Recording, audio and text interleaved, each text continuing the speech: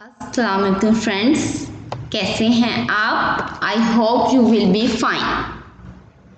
I am Arooj Maqsood and you are watching my YouTube channel learning with Arooj. In today video we learn about consolidation. Consolidation होता क्या है? सबसे पहले तो हमें ये जानना चाहिए कंसोलिडेशन का हम उर्दू में अगर मफहूम देखें तो इसका मतलब होता है इस्तिकामत। कंसोलिडेशन की अगर हम डेफिनेशन देखें तो इसका मतलब होता है consolidation is the process of making something stronger और मोर सॉलिड। कंसोलिडेशन एक ऐसा प्रोसेस है जिससे हम किसी भी चीज़ को ज़्यादा स्ट्रोंगर और सॉलिड बना सकते हैं। सबसे पहले हम देखते हैं हमें कंसोलिडेशन की ज़रूरत ही क्यों पड़ती है कि हम इसे यूज़ करें, क्यों पड़ती है। मैं अपनी नेक्स्ट शीट में जा रही हूँ जो कि 2018 की शीट है। मैंने अब तक 2D सम देखा। 2D सम क्या होता है? हम या तो रो वाइज सम करते थे अब तक, या हमने अब तक कॉलम वाइज सम किया और फिर उसका हमने ग्रैंड टोटल निकाला। लेकिन समटाइम्स हमारी कंडीशंस बदल जाती हैं। हमारे पास जो डाटा अवेलेबल होता है वो सिंगल शीट पर अवेलेबल नहीं होता, वो एक से ज़्यादा शीट्स पर अवेलेबल होता है मेरे पास, और मुझे उस डाटा का सम या कुछ और एवरेज सम, मैक्सिमम, मिनिमम समथिंग कैलकुलेट करना होता है। How it was possible? हम इसे कैसे कैलकुलेट कर सकते हैं? इसका वेरी सिंपल आंसर है 3D सम से। 3D सम कैलकुलेट कैसे होता है? Very simple. First of 3D sum calculate करने से पहले मैं आपकी अटेंशन एक इम्पोर्टेंट पॉइंट की तरफ नोटिस करना चाहती हूँ कि 3D सम कब यूजफुल हो सकता है, कब इसे हम यूज़ कर सकते हैं। जब हमारे पास जो डाटा अवेलेबल होता है डिफरेंट शीट्स पर, उनकी पोजीशन सेम होती है। इस पॉइंट को समझें, कैसे हमारे पास पोजीशन सेम होती है। मेरे पास जो 2018 का डाटा है इसकी पोजीशन क्या है? ये A1 से शुरू होकर H11 तक जा रहा है, ठीक है। जो 2019 का डाटा है ये भी A1 से शुरू होकर H11 तक जा रहा है। एज द सेम वे जो 2020 का डाटा है वो भी A1 से शुरू होकर A11 तक जा रहा है, H11 तक जा रहा है। In that situation, we use 3D sum. Now the question is rise. How to calculate 3D sum? We see in 2018 to 2020 data, the columns, the first column, the first cell we want to calculate is present in C2. Now we go to C2, we go to C2 cell of the fourth sheet. And how we calculate 3D sum? With the same formula used to calculate 2D sum. How to calculate?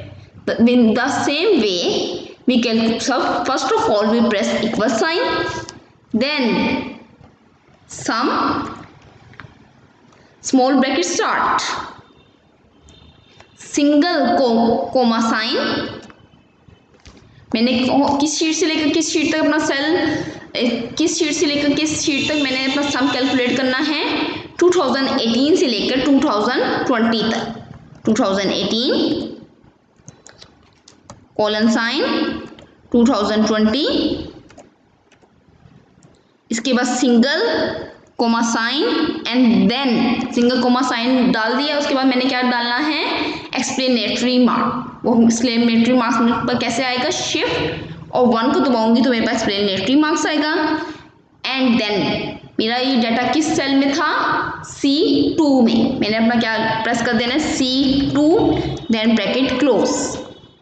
एक बार फिर हम इस फार्मूले को देख लेते हैं। मैंने फार्मूला कैसे राइट किया है? Equal to sum, small bracket start, single comma sign, जिस शीट से लेकर जिस शीट तक मैंने अपना सम कैलकुलेट करना है वो उस शीट्स और उसके दरम्यान मैं क्या लगाऊंगी, कोलन का साइन, फिर single comma sign and then explanatory marks and then C2 cell में, वो सेल में जिसमें मैंने पास ये सेल कैलकुलेट कर रही हूँ और then bracket close and then press enter, तो मेरे पास सम कैलकुलेट हो जाएगा।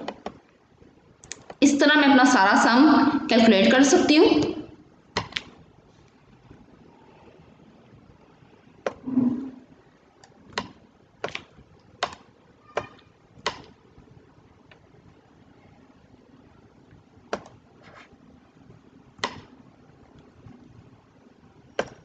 मेरे पास सारा मैंने अपना डाटा कैलकुलेट कर लिया। बट इफ मेरे पास data same position different sheets पर हो लेकिन उसकी पोजीशन सेम ना हो, then how we calculate sum, तो हम सम को कैसे कैलकुलेट कर सकते हैं। इसके लिए मैं अपनी डाटा की पोजीशन चेंज कर देती हूँ।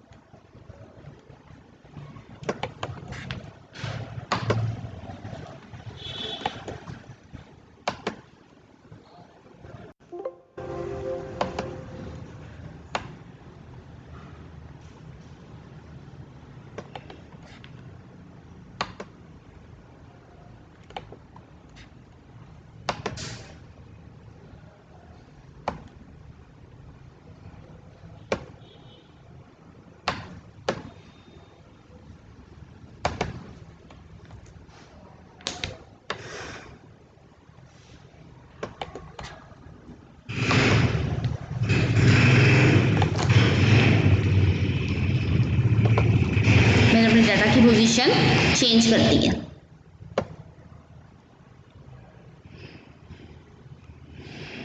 ठीक है, अब मैं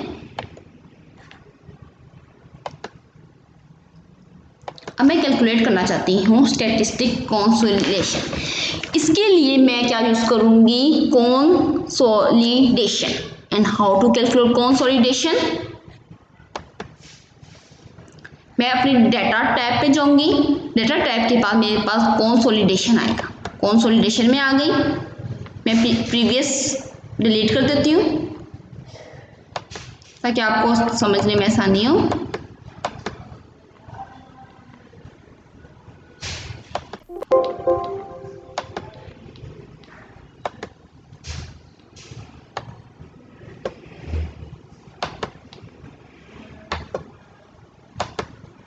सबसे पहले मैं कंसोलिडेशन में गई तो मुझे कौन सा फंक्शन कैलकुलेट करना है। मेरे पास यहाँ डिफरेंट फंक्शंस हैं, मैंने किस फंक्शन को कैलकुलेट करना है, सम को, मैं सम को यूज़ कर लिया।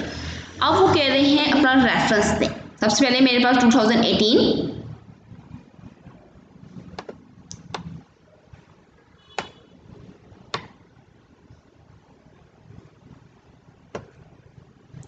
at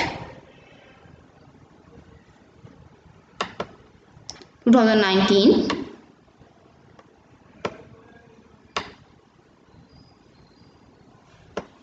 at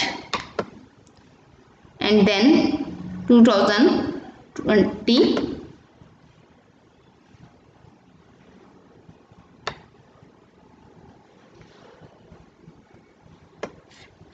at, मैंने 3 ऐड कर ली।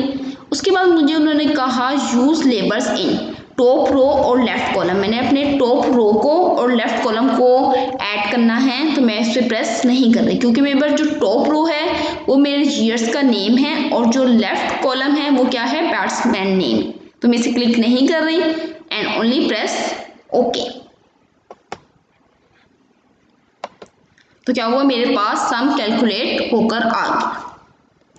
लेकिन फॉर एग्जाम्पल मैं देखती हूँ, मैं 2018 का ये वाला जो डाटा सेट है, सेल है, इसकी वैल्यू चेंज कर देती हूँ। मेरे पास ये 456 है मैं इसे चेंज कर फॉर एग्जांपल 425 कर देती हूँ, प्रेस एंटर।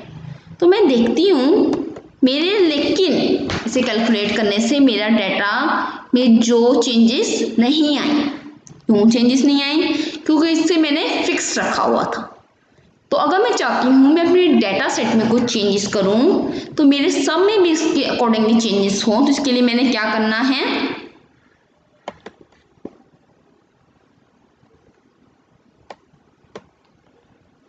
इसके लिए मैंने क्या करना है, कंसोलिडेशन में गई, मैंने click links to the source data, link to the source data को मैंने क्या कर देना है, क्लिक कर देना है एंड देन प्रेस ओके।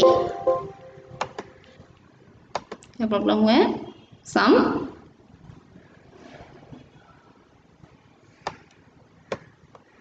मैं आपको दोबारा करके दिखा देती हूँ।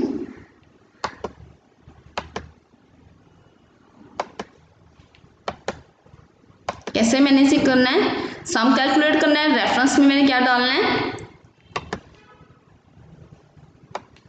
2018 का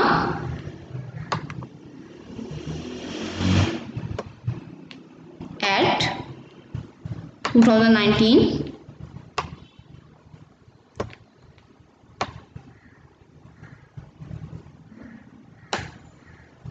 एट 2020